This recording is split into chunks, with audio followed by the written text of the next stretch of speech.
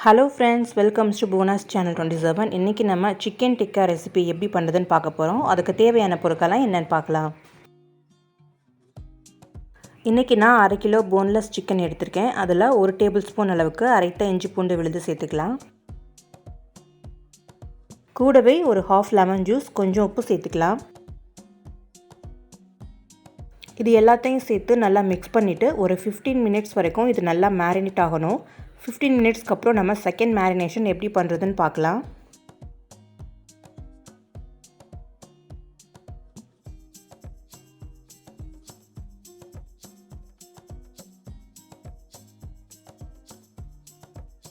இப்போது second marination பண்ணுறதுக்கு ஒரு 2 டேபிள் ஸ்பூன் அளவுக்கு கெட்டியான தயிர் சேர்த்துக்கலாம். கூடவே 1 டேபிள் ஸ்பூன் அளவுக்கு சில்லி பவுடர் சேர்த்துக்கலாம்.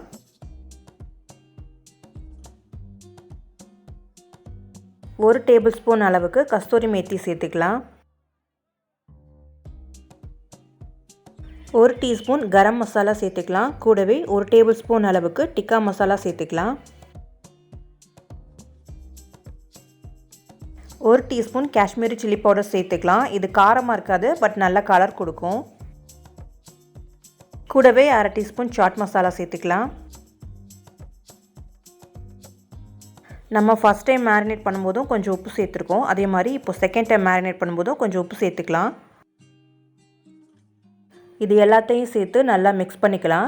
தண்ணி எதுவும் நம்ம சேர்க்க தேவையில்லை. நம்ம தயிர் சேர்த்துக்கிறதால இது நல்ல ஒரு கெட்டியான ஒரு மிக்சராக இருக்கும்.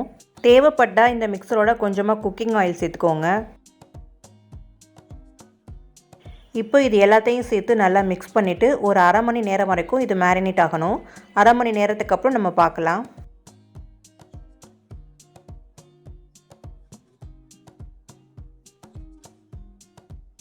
நல்லா மிக்ஸ் பண்ணியாச்சு. இப்போ மூடி வச்சிடலாம். 1/2 மணி நேரம் ஆயிடுச்சு. இப்போ நம்ம ஓப்பன் பண்ணி பார்க்கலாம். பாருங்கள், சிக்கன் நல்லாவே மேரினேட் ஆகிருக்கு. மசாலா எல்லாம் நல்லா ஊறிருக்கு.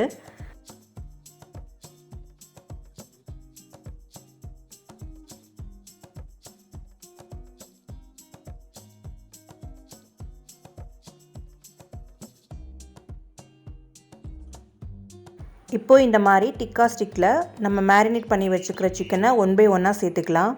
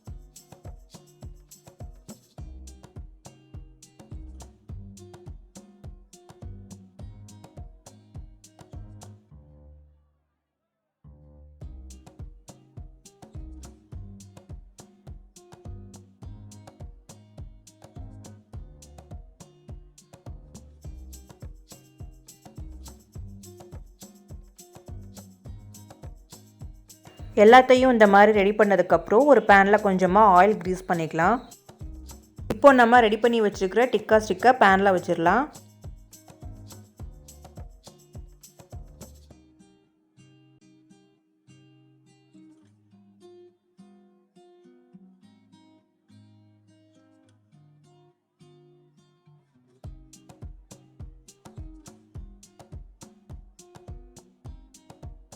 லோ ஃப்ளேம்லேயே வச்சு எல்லா சைடும் நல்லா திருப்பி ரோஸ்ட் பண்ணுங்கள். அப்போ தான் எல்லா சைடும் நல்லா குக் ஆகும்.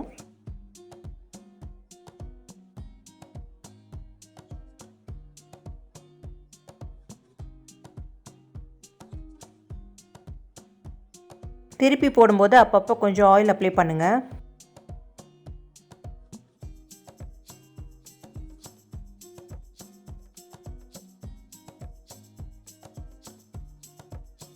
இப்போது எல்லா சைடும் ஓரளவுக்கு நல்லாவே குக் ஆகிடுச்சு. ரொம்ப நேரம் குக் பண்ண வேண்டாம். டீப் ஃப்ரை பண்ண தேவையில்லை, ஓரளவுக்கு குக் பண்ணால் போதும்.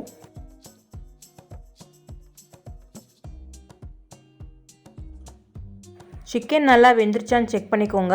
இப்போ சிக்கன் நல்லாவே வெந்துருச்சு, நம்ம வெளில எடுத்துடலாம்.